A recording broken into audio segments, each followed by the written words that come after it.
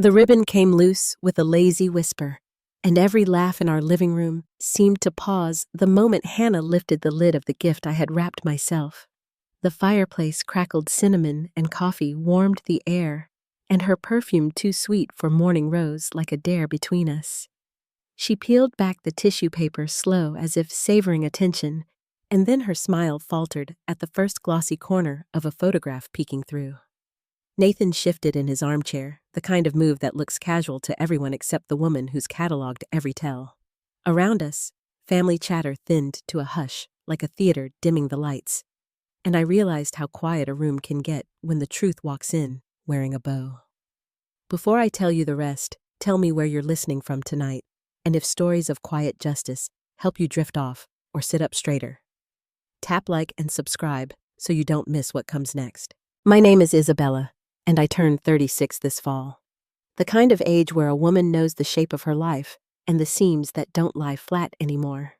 I grew up in a small New England town where my mother taught me that generosity is a discipline, not a performance, and that you don't put your name on kindness like it's a plaque.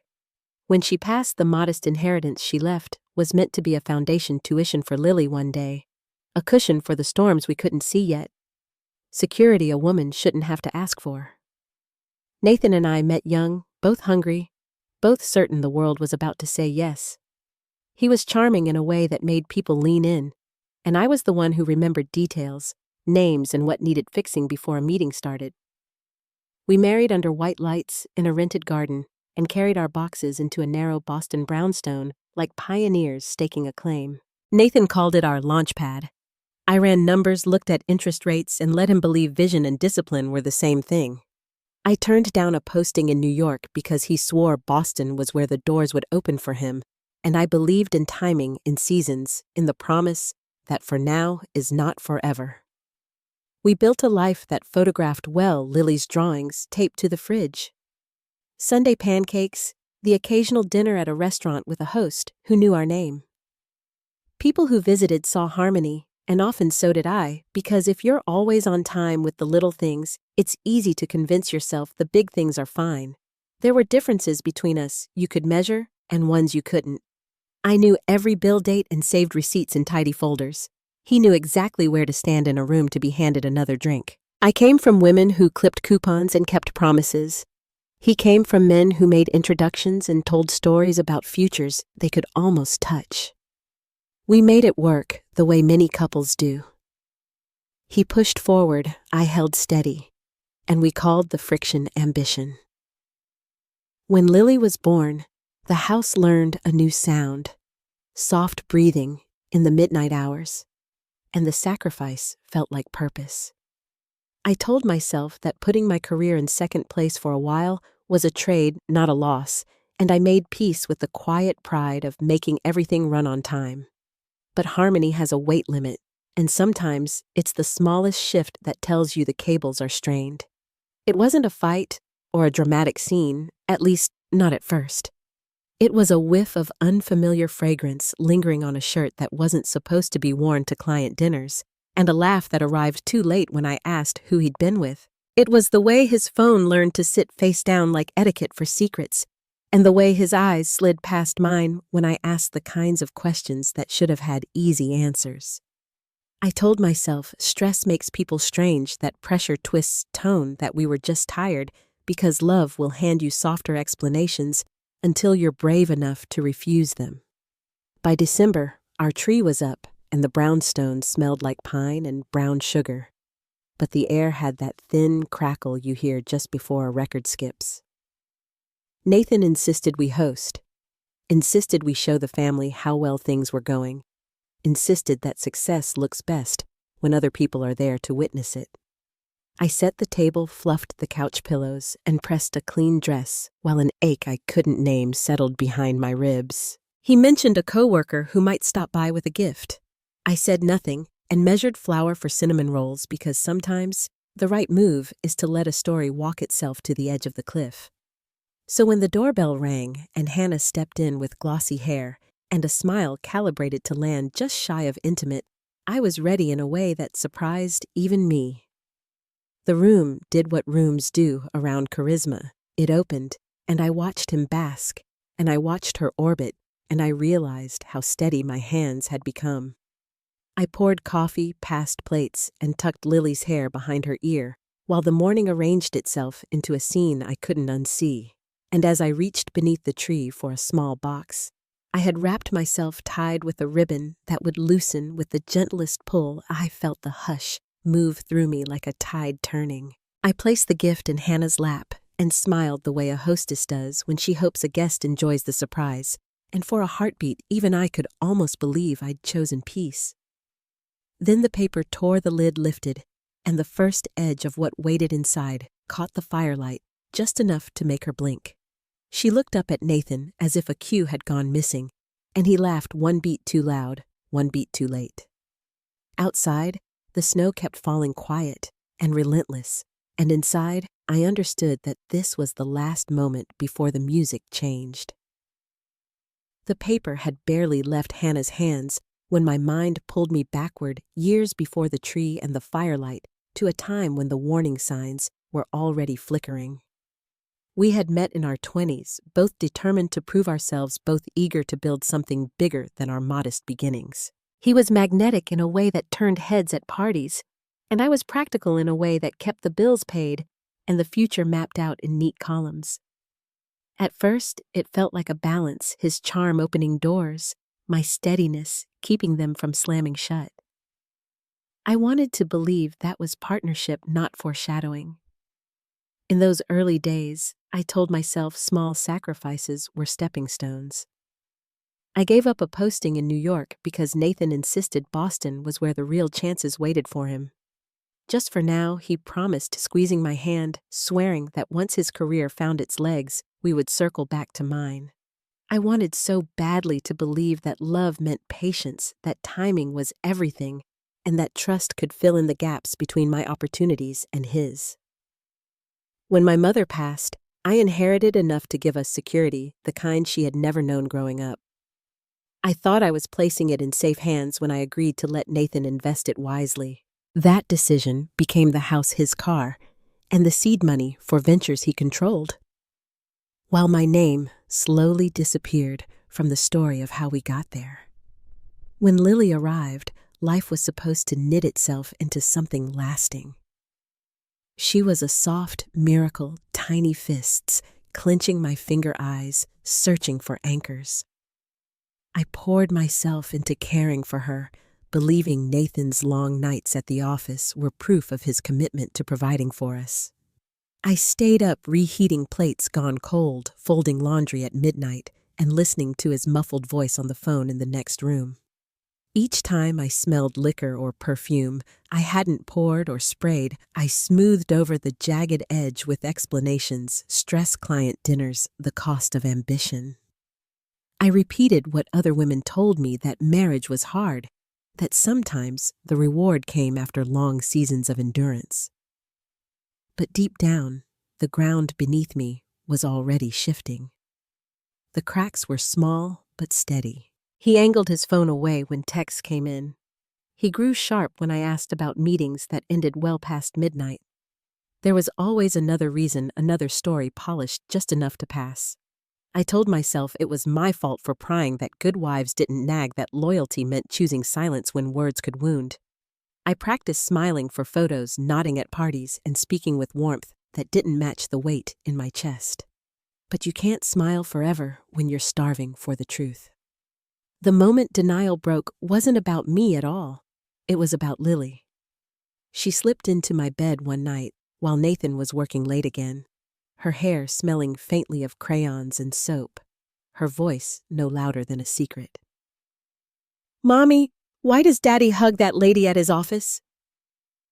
My body went rigid, my arms pulling her close as if I could protect her from the knowledge already spilling out of her. "What lady, sweetheart?" I asked, praying she meant someone harmless. "The pretty one with shiny hair." He called her Hannah. My stomach turned heavy, my throat too tight for air. Children don't invent things like that.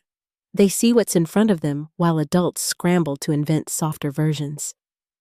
That night, I kissed her forehead, told her she was safe, and whispered that Mommy would handle it. Inside, though, something shattered clean through. From then on, every gesture toward Nathan was staged. I cooked his favorite meals and smiled at the right moments, but behind my eyes, I was cataloging every late arrival, every suspicious call, every trace of her in our lives. My marriage wasn't a partnership anymore. It was a performance. I was an actress on a stage I hadn't chosen, playing the role of a dutiful wife while preparing for the moment the mask would fall. I couldn't shield myself from betrayal, but I could shield Lily. She wouldn't grow up thinking deception was love. She wouldn't learn humiliation as her inheritance. Christmas morning didn't appear out of nowhere. It was the culmination of months of quiet endurance, of holding my tongue until I knew how to strike. By the time Nathan insisted Hannah should drop by with a gift, I wasn't surprised. The way her eyes clung to him across the living room wasn't new. It was only bolder. Family sat shoulder to shoulder chatter, covering tension like a flimsy tablecloth. But I felt the air thickening, waiting for the truth to press its way out. My sister Sophie glanced at me more than once, questions in her eyes I wasn't ready to answer. I wrapped gifts with ribbons tight enough to keep a secret safe, and one small box with something different inside. Looking back, the signs had never been subtle. They were loud, glaring, impossible to miss if I had allowed myself to name them sooner. But love is skilled at dimming the light, until neon looks like candle glow. I told myself lies because the truth would have torn everything down and I wasn't ready for rubble. That morning, though, rubble was exactly what I chose. As Hannah peeled the paper away and found not perfume, not jewelry, but evidence of every secret meeting and stolen hour, the hush in the room confirmed what I had known for months. The facade was over. My daughter's wide eyes, my sister's sharp intake of breath, even Richard's booming demand for answers, those were the sounds of denial dying in real time. And as I stood there, calm in the storm, I realized the first crack in my marriage had always been there. It only took Lily's quiet courage to show me the fracture line. That line had widened into a canyon, and on Christmas morning, I was done trying to build bridges across it. The rest of my plan was already waiting, but the night wasn't finished, teaching me how fragile appearances can be. Part of me still thought Nathan would chase me into the cold, would fight to salvage dignity in front of family. Instead, he froze, sputtering excuses as Hannah scrambled, and I walked out into falling snow, with Lily's voice echoing in my mind. The gift had been unwrapped, but the true reckoning hadn't yet begun. That would come in the days that followed, when silence turned into strategy and heartbreak hardened into action. The morning after Christmas, the brownstone felt hollow, stripped of the warmth it had pretended to hold. Wrapping paper still lay scattered across the floor. The tree leaned to one side, and silence pressed in from every wall. Nathan hadn't come home after the chaos, and I didn't expect him to. I sat at the kitchen table, hands wrapped around a cup of black coffee, the laptop glowing in front of me. There were no tears left. Whatever grief I had carried into Christmas had already burned away. All that remained was cold, steady resolve. I had prepared for this moment long before Hannah opened that box. Quiet research in the middle of sleepless nights had led me to an attorney whose reputation for precision was unmatched. Her number lived in my phone, waiting for the day I finally gathered the courage to call. That morning, I dialed without hesitation. She answered on the second ring, her tone alert as if she had been expecting me. "It's time," I told her, and she knew exactly what I meant. By noon, the first set of emergency filings were in motion.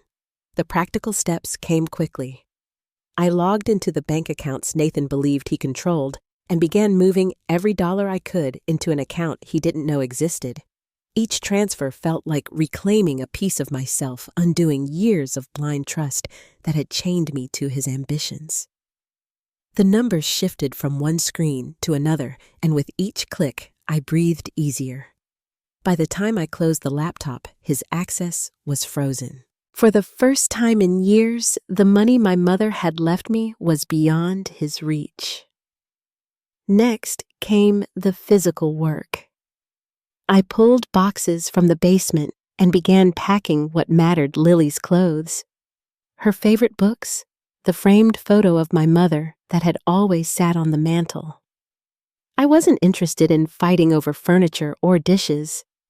Let him drown in the things he thought made him important. I cared only for what held memory and meaning.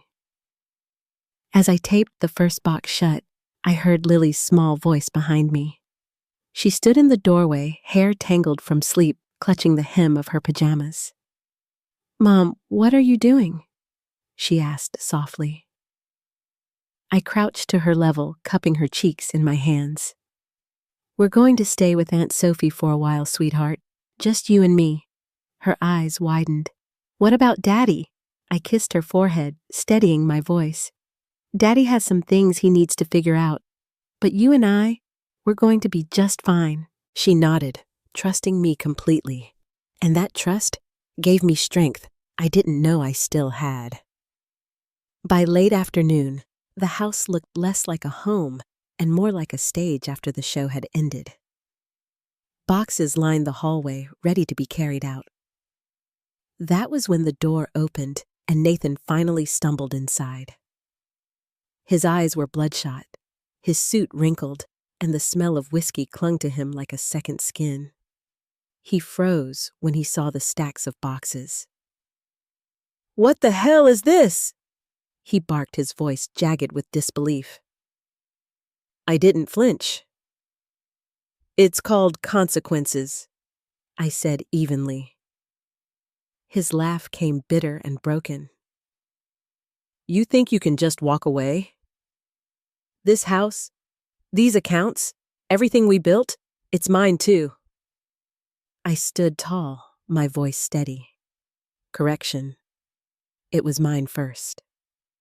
I built you, Nathan. My inheritance bought this roof, my sacrifice fueled your career, and my hands raised our daughter while you played house with your mistress.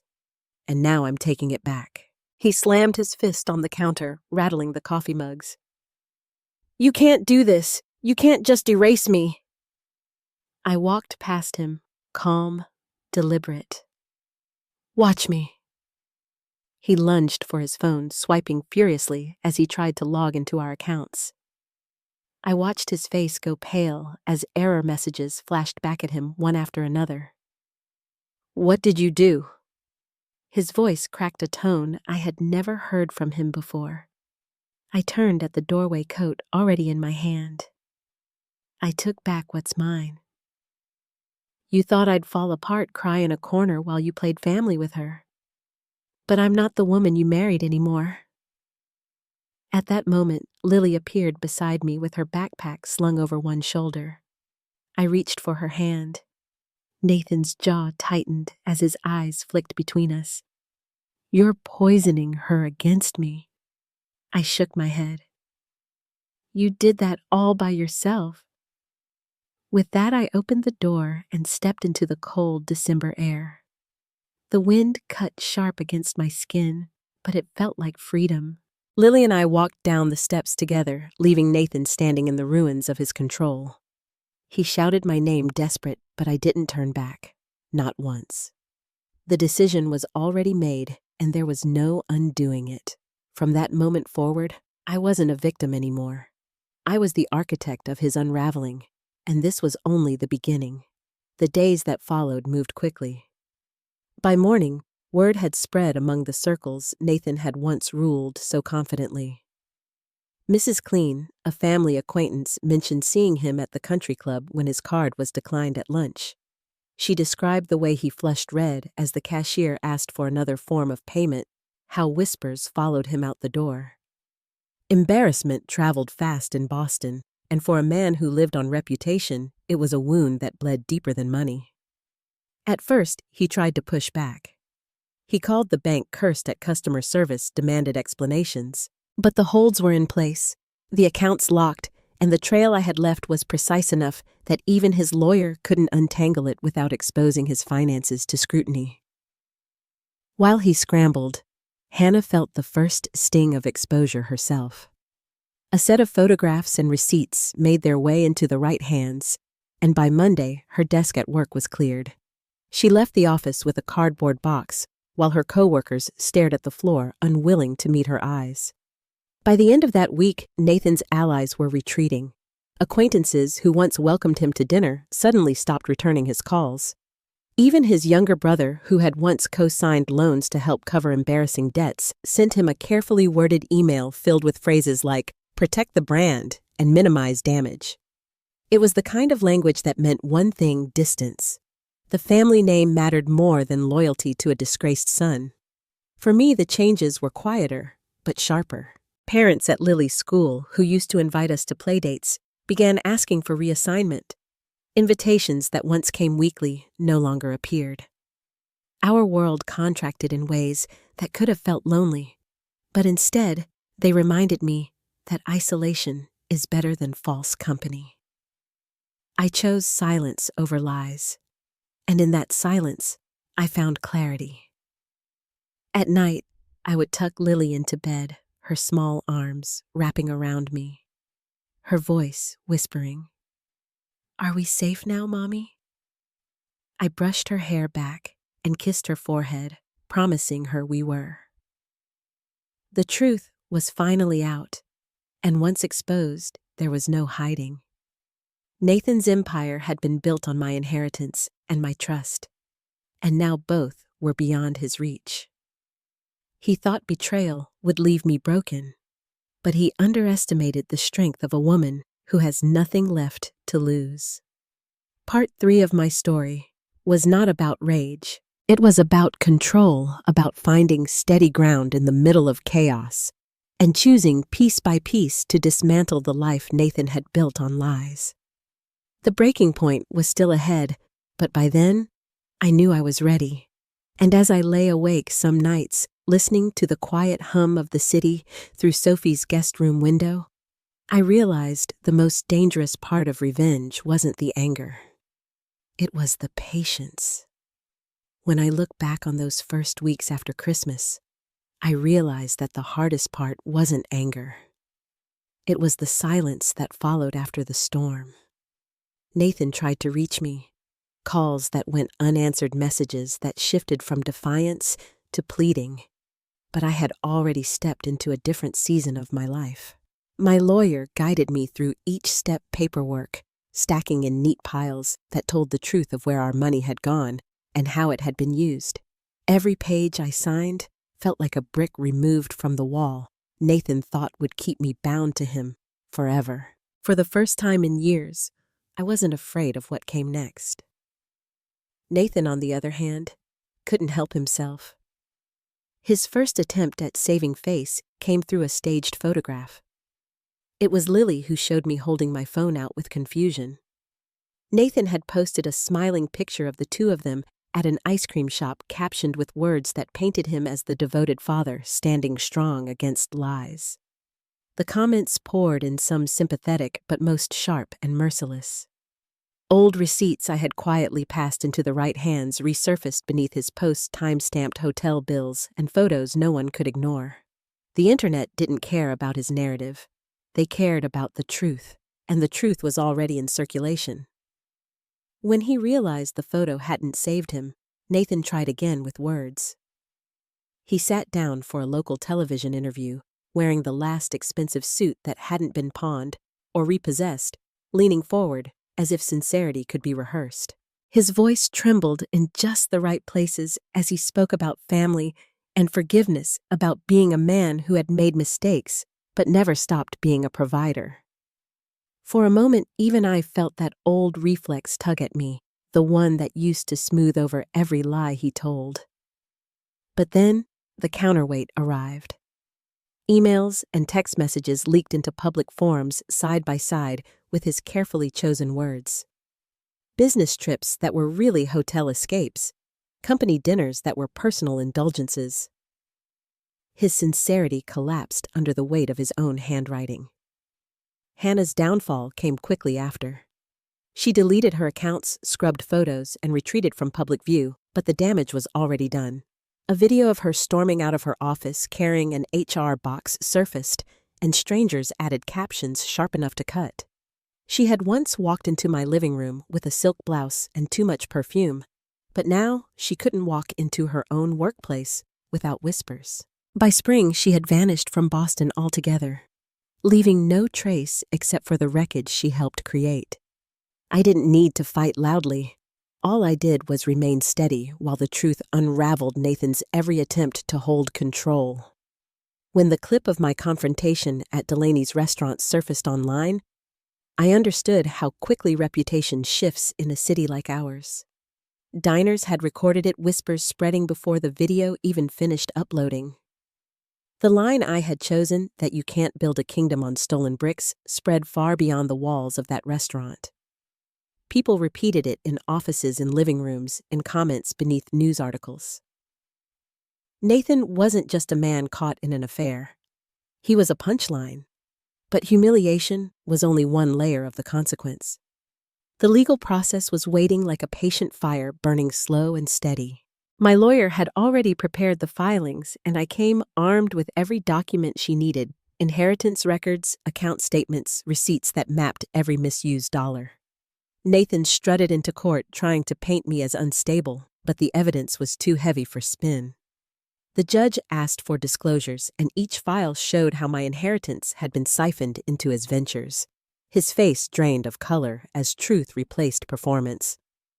Without my support, his empire had never existed. Custody was its own battlefield.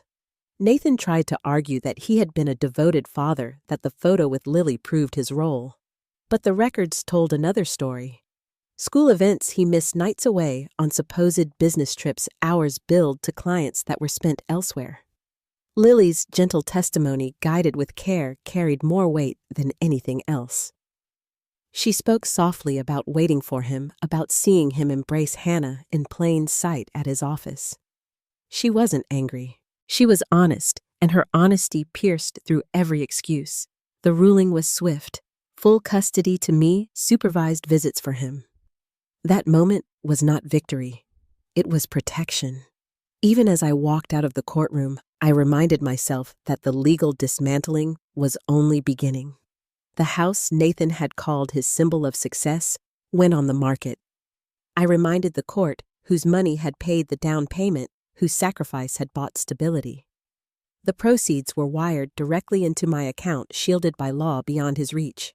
His precious car, polished more faithfully than our marriage had ever been, was hauled away by a tow truck while neighbors watched. Someone filmed it, and the video circled through our community with captions mocking the fall of a man who once bragged about his status.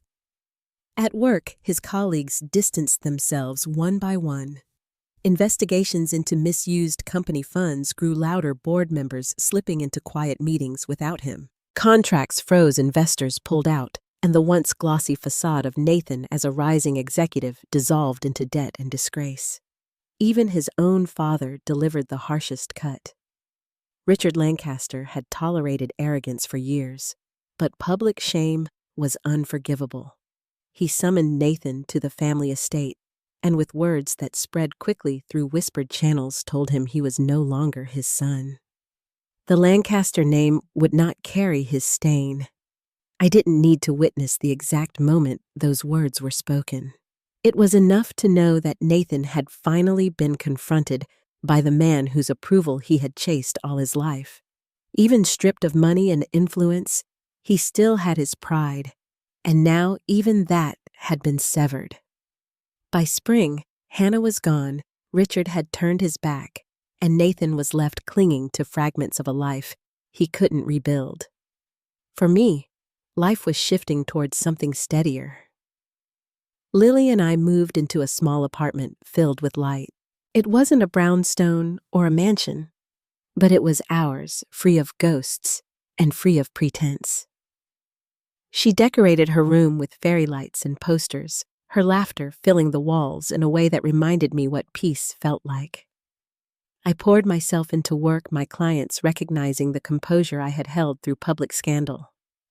They trusted me with their own crises, and my small PR practice began to flourish. What once felt like survival was becoming something stronger. At night, I would watch Lily at the kitchen table, bent over her homework, her voice humming as she worked. "Mommy? I'm glad it's just us," she said one evening without looking up. "You're happier now." I smiled, brushing her hair back when she leaned against me. She had seen more than she should have, but she hadn't learned despair. She had learned resilience. That was the inheritance I wanted her to carry. Still, I knew Nathan wouldn't go quietly. Humiliation cut him deeper than loss ever could, and his attempts to reclaim dignity were not finished. The battles to come would test my patience and sharpen my resolve. The breaking point, the moment I would stand before him with no hesitation, was still ahead. And as I lay awake some nights, listening to the steady rhythm of Lily's breathing from the next room, I understood something simple. Strength wasn't about shouting louder. It was about holding steady until the storm exhausted itself. The storm around Nathan was far from over, and I was ready for what came next. Humiliation was never going to be enough for Nathan. He could endure whispers and even the sting of lost income, but his pride was built on being seen, admired, envied. Once the city began laughing instead of listening, he became reckless. His first move was to exploit Lily. He posted photographs of the two of them together, ice cream cones in their hands, the caption beneath painting him as a wounded father, holding strong against a cruel ex-wife. The comments at first leaned his way, strangers urging him to stay strong for the kids. But the tide shifted as quickly as it began. Receipts I had already released found their way under his post time-stamped hotel stays that overlapped with the very days he claimed to be at home. His version of fatherhood unraveled in the comment section, and the photo became a monument to his dishonesty rather than his devotion. When that failed, Nathan doubled down. He sat across from a local anchor in a carefully pressed suit, trying to wear sincerity like a second skin. His voice softened in all the right places, his eyes glistened as he spoke about love and forgiveness. Mistakes were made, he said, as though infidelity, fraud, and neglect could be condensed into a single misstep. For a brief moment, I felt the old pull, the one that once had me believing he could turn anything into a story worth forgiving. But I didn't flinch this time. Within hours of the broadcast, emails and text messages surfaced online, pairing his performance with undeniable proof of deceit. Expense reports marked as business trips were lined up against his words, making him look like a man auditioning for sympathy rather than telling the truth. The unraveling grew louder each day. Hannah, stripped of her job and reputation, tried to vanish, deleting accounts and pulling away from the circles that once fed her pride. Yet the internet is not so easily erased. A video appeared of her carrying a cardboard box out of her office while colleagues looked away. The caption mocked the promotion she had once bragged about, and the clip traveled farther than she ever had in her career. By then, she was already gone from the city, leaving Nathan to stand alone in a fire he had started. I did not fan the flames, not publicly. I posted only once a picture of Lily and me baking cookies in our small kitchen flour on our cheeks, the caption reading, "Building memories, not kingdoms." That quiet post was enough.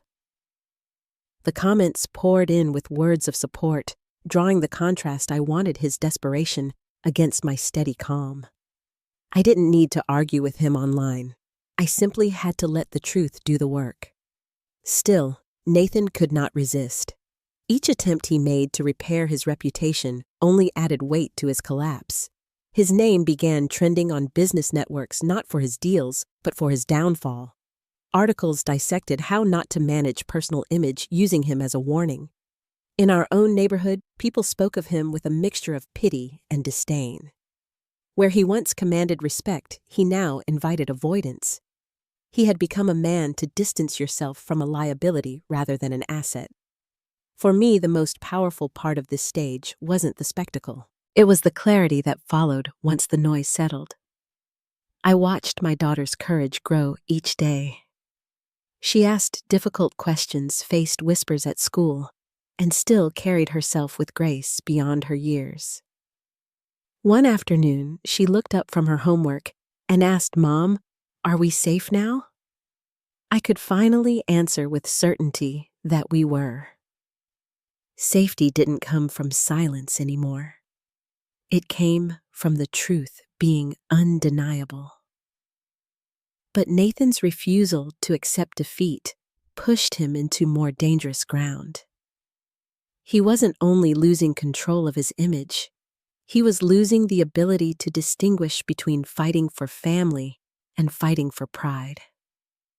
He reached out to mutual acquaintances, tried to gather sympathy, and even sent Sophie a long, rambling message asking her to intervene on his behalf.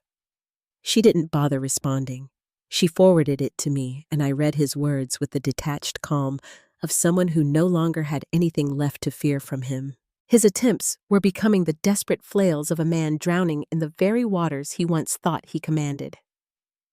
The breaking point came at Delaney's, the upscale restaurant where Nathan had once celebrated every milestone. I knew he had booked a table with 2 colleagues trying to salvage what little business he still had.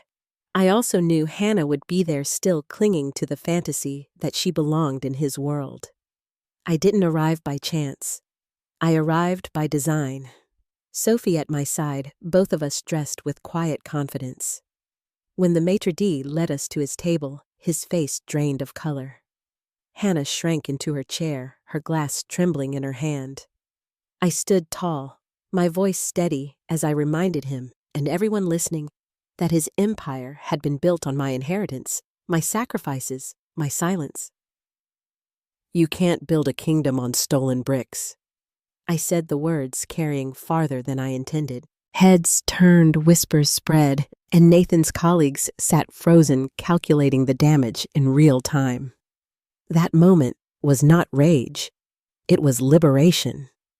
I picked up my clutch, told the waiter dinner was on me, as it always had been, and walked out. By the time I reached the sidewalk, the scene was already spreading. Within hours, the video was everywhere, replayed, captions shared. Nathan wasn't just a cheater anymore. He was the man who had been publicly stripped of his crown in the very place he once called his throne. Boston is a small city when it comes to reputation. A single sentence in the right room can echo for weeks, and mine had. Nathan had thought humiliation was survivable. What he didn't understand was that humiliation in silence is one thing, but humiliation recorded, shared, and repeated is something else entirely. It was a wound he could not close. Even as I closed my door that evening, Sophie pouring us both glasses of wine in quiet satisfaction, I knew the road ahead would still hold battles. Legal proceedings were slow, deliberate, and unforgiving. But I was no longer afraid of the waiting. I had seen Nathan's mask fall in public, and I knew now that he had no weapon left that could pierce the armor I had built. The next stage would be about more than embarrassment. It would be about permanence, about stripping him not just of reputation, but of power, one document at a time. And as I sat across from my lawyer the following morning, sliding another folder across her desk, I felt the weight of my decision settle into place. This was no longer about surviving his betrayal. It was about finishing what I had started. The storm around him was only gaining strength, and soon it would break entirely. The morning after the Delaney's confrontation, my phone didn't stop buzzing. Friends forwarded clips from strangers' feeds. Texts poured in from acquaintances who hadn't spoken to me in months, and even clients congratulated me in careful, coded words. The video of Nathan's unraveling had spread far beyond that polished dining room, and the sentence I had chosen about kingdoms and stolen bricks was repeated like a verdict. By the time I set the phone face down on the table, I knew it wasn't just gossip anymore. It was a collapse he couldn't control. Nathan's reaction came quickly. He posted a black and white photo of himself sitting in his office, captioned with words about faith and truth. God sees everything, he wrote, as though scripture could replace accountability.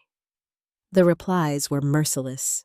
Screenshots of hotel bills, texts to Hannah, and side-by-side clips from his interview flooded the comments. Each attempt to reclaim the narrative only made him bleed more. Where he sought sympathy, the world gave him evidence, and his words became another piece of proof against him. For a few days, I let the storm burn on its own. I didn't post, didn't comment, didn't answer the calls that came in from reporters hungry for another statement. I sat in Sophie's kitchen with Lily drawing at the table beside me, and I let silence be my strength. There was nothing left to argue, nothing left to defend. Nathan was fighting shadows, and every swing only revealed how little he had left to hold. But humiliation was never enough for him. He wasn't just wounded, he was enraged. 2 days after the restaurant, he escalated. He sent Sophie a message pages long accusing her of turning me against him, accusing me of poisoning Lily, accusing everyone but himself. Sophie read it once, then handed me her phone with a shake of her head. "He's unraveling," she said quietly, and I knew she was right.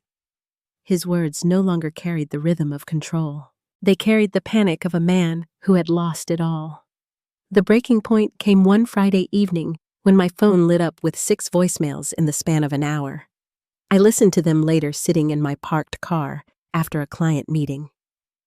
The first 3 were sharp, full of anger, his voice raised as he demanded answers. The next 2 cracked under the weight of desperation. By the last, his words were raw, pleading, his tone shifting between begging and threatening. "We can fix this, Bella," he said, a name he had never used with tenderness, only with pressure. "Don't do anything stupid. Don't shut the door on me." I replayed the message once, then twice, and by the 3rd time I knew what I was hearing wasn't strength. It was the sound of a man realizing the scaffolding of his life had already been pulled away. That weekend, I prepared for what came next. My lawyer and I reviewed every document again, building the case brick by brick. I wasn't going to let emotion undo what precision had already secured. The divorce wasn't just about separation, it was about permanence. We filed with a stack of evidence so thick, the clerk raised an eyebrow when we set it down. Every photograph, every statement, every financial trail was cataloged. Nathan wanted a battle in the court of opinion, but the real fight was always going to be here under oath, where facts carried more weight than performance. When we walked into the first hearing, Nathan tried to wear confidence like a shield. He arrived in a suit that no longer fit properly, his hair combed with the effort of a man who hadn't slept.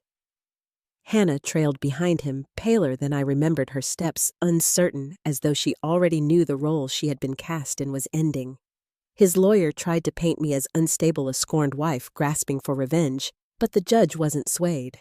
When the financial disclosures were presented, the story wrote itself. My inheritance, traced through every account, had built the foundation of his so-called success.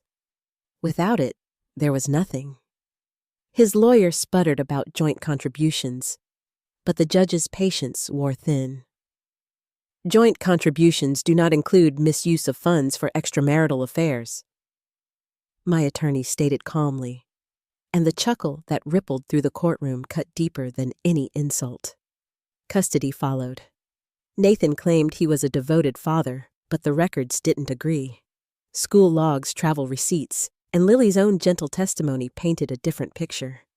She spoke softly about nights waiting for him, about seeing him with Hannah at the office. Her words weren't filled with anger, they were filled with truth, and truth was enough. The ruling was swift full custody to me, supervised visitation for him. Nathan's face crumpled as the decision was read, the image of a man who had lost not just his reputation, but his role.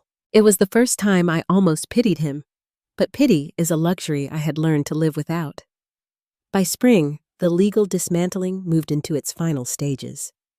The house sold quickly, the proceeds wired into an account shielded by the court. Nathan begged to keep it, calling it his legacy, but the judge reminded him who had paid for it. His car was repossessed in daylight, a tow truck pulling it from the curb while neighbors recorded with their phones. The video made the rounds with captions mocking the fall of a man who once polished his image more than his marriage. At work, his contracts froze, investigations mounted, and partners distanced themselves. His name no longer opened doors, it closed them. The final blow came from Richard the father, who had always tolerated his arrogance. Public shame was the line he could not cross. Richard summoned Nathan to the estate, and though I wasn't there, the message spread quickly through family channels. "You are no son of mine," Richard told him. "The Lancaster name will not carry your stain."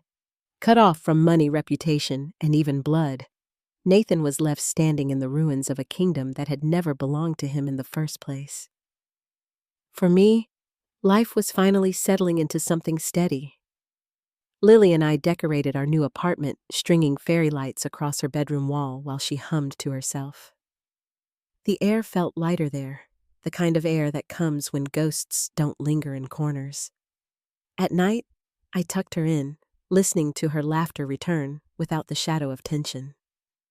My clients grew, my work flourished, and for the first time in years, I felt like I was building something not for someone else, but for us. Still, I knew Nathan's story wasn't finished. Men like him rarely accept their own collapse without one last attempt at redemption, even if redemption is just another name for desperation. And when the call finally came from him months later, his voice thinner than I had ever heard, I understood that the final chapter between us was waiting. Part of me dreaded it, and part of me welcomed it. Closure doesn't always arrive quietly. Sometimes it demands to be faced one last time. The call came on a gray October afternoon, months after the court had ended things in my favor.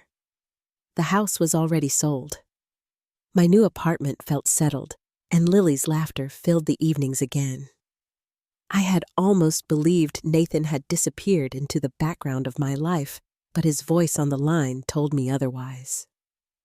Thin, unsteady, stripped of the arrogance I once knew, he asked me to meet him one last time. At the house, he said, though it was no longer ours. For reasons I didn't understand at first, perhaps closure, perhaps curiosity. I agreed. When I arrived, the brownstone felt hollow, stripped down to echoes and bare walls. Boxes were gone, curtains pulled away, and the silence rang louder than any argument we had ever had inside those rooms. Nathan stood in the living room, shoulders slumped, his once tailored suit hanging loose as if it belonged to someone else. His tie was crooked, his shoes scuffed, and his eyes looked like they hadn't seen sleep in days. He glanced up when I walked in, his expression carrying a mix of relief and desperation. "You came," he whispered, as though my presence was a miracle. "I came to end it," I said quietly. For a moment, neither of us moved. The floor creaked beneath his steps as he came closer, hands open, as if he could surrender what he no longer had. "Isabella, I lost everything," he said, his voice cracking. "My job, the money, my father. Hannah's gone. I'm alone, completely alone."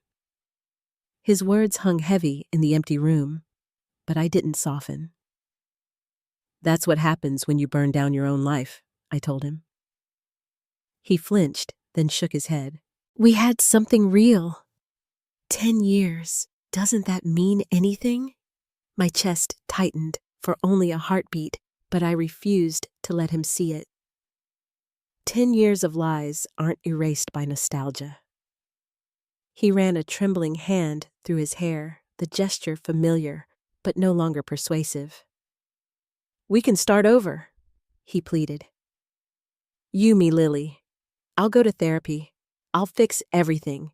Just don't shut the door forever." A humorless laugh slipped from me. "You want to fix everything now, after humiliating me, stealing my inheritance, dragging our daughter through your circus? You had 1,000 chances, Nathan. You chose yourself every single time." His face crumpled, tears welling in the eyes that once charmed boardrooms. "I thought I deserved more," he admitted, and there it was, the truth stripped of excuses. He hadn't betrayed me because I failed. He had betrayed me because his ego was endless. "You didn't deserve more," I said, my voice steady. "You deserved exactly what you have now." "Nothing." The words landed sharper than I expected, and he staggered back as though struck. "Please, Isabella," he whispered, his voice breaking. "Don't leave me like this. I can't do this alone." For a second, I saw the boy he used to be. Ambitious, reckless, desperate to prove himself. But that boy had long since become the man standing in front of me, hollowed out by greed. I stepped closer, meeting his eyes one last time. "You are alone because you built walls instead of bridges. You are broken because you broke everyone who loved you. You are drowning because you filled your own pockets with stones." His lips trembled, and he sank into a chair, burying his face in his hands. "So that's it? You're just going to walk away?" "Yes," I whispered, "because you are the architect of your own destruction." He sobbed, shoulders shaking, but I felt nothing. No pity, no rage, only release.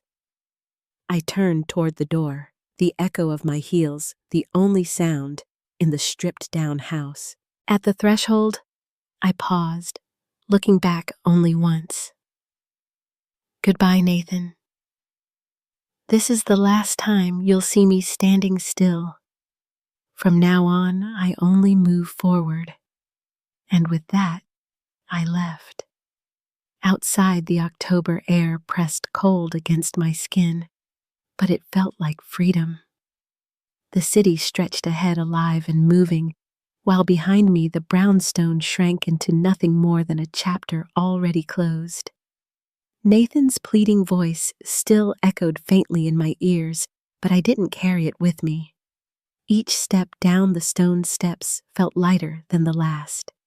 For years, I had lived with weight pressing on my chest, waiting for someone else to change, to be better, to come home.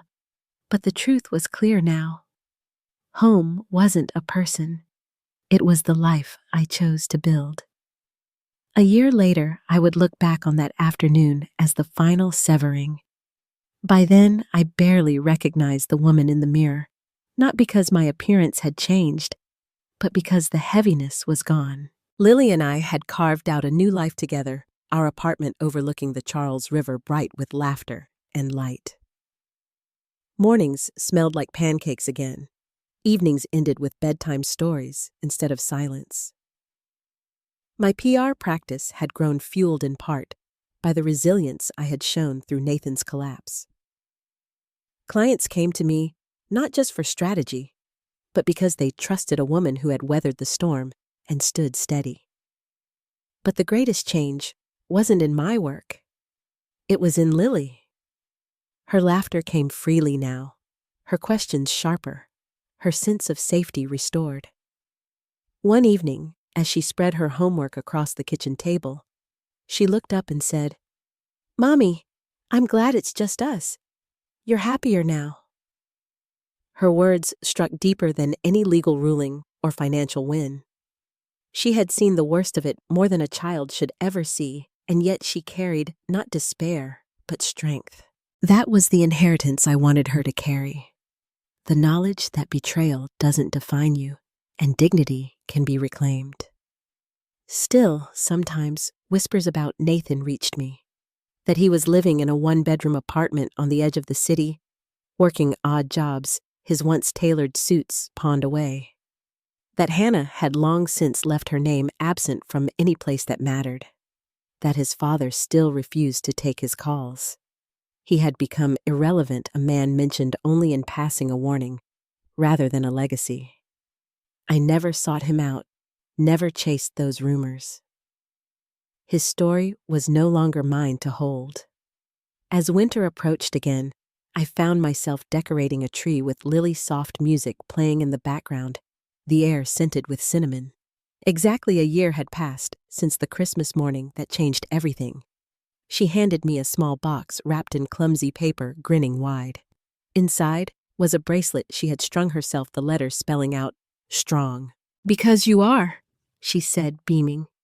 I pulled her close, hugging her until she squealed with laughter. In that moment, I knew the journey was over, not because Nathan had lost, but because we had won. The past had finally settled into its place, and the future stretched out in front of us, clear and bright. The final lesson was waiting, but I already knew what it would be. Sometimes the greatest revenge isn't what you take away, it's the life you build after. When I think back on everything that happened, what stays with me most is not the shouting or the scandal. It's the silence afterward, the kind that lets you hear your own heartbeat again. Nathan's world crumbled in front of everyone he once worked so hard to impress, and for a long time I thought that was the justice I wanted. But over time, I learned the real justice wasn't his downfall. It was my freedom. Lily and I built something quiet and steady, brick by brick, in the small apartment that became our home. It wasn't the brownstone with polished floors and expensive fixtures, but it was filled with laughter instead of tension. The sound of her humming while she taped fairy lights above her bed felt richer than any applause Nathan ever chased. Every night when I tucked her in, I saw a child who had learned not despair but resilience, and I knew I had made the right choice. Sophie stayed by my side through all of it, her voice steady when mine wavered, her kitchen always open when I needed a place to catch my breath. She reminded me that family is not measured by titles or appearances, but by who stands with you when the storm hits. Even Richard, who once held his pride above everything, chose honesty in the end, refusing to carry Nathan's stain forward. His words may have been harsh, but they drew a line that could never be crossed again. As for Hannah, she vanished from our lives long before the papers were signed. I don't know where she went, and truthfully, I don't care. Her absence is its own answer. Nathan, last I heard, is living quietly on the edges of the city, a man stripped of status and company. He is no longer a threat to me or to Lily, and that is enough. The lesson I carry is not about revenge, though I will not deny the satisfaction of watching truth prevail. It is about dignity, about choosing to protect myself and my daughter when staying silent would have been easier in the moment, but far more costly in the long run. Betrayal did not define us. It revealed us, and it reminded me that strength is not loud. It is steady, patient, and unwilling to break when pushed. On the anniversary of that Christmas morning, Lily handed me a bracelet she had made herself, beads spelling out one word, strong. I wear it often, not as a reminder of what I lost, but of what I reclaimed. Every time I glance down at it, I think of how far we've come and how the life we have now was worth every painful step it took to get here. So, if you take anything from my story, let it be this. You are allowed to walk away from what breaks you. You are allowed to gather the pieces of yourself and build again, even if it's smaller, even if it's quieter.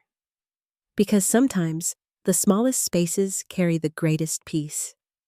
Before we close, I'd love to know what part of this journey spoke most to you. Share your thoughts in the comments, and if you've lived through your own season of betrayal and renewal, Your words might help someone else find their strength too.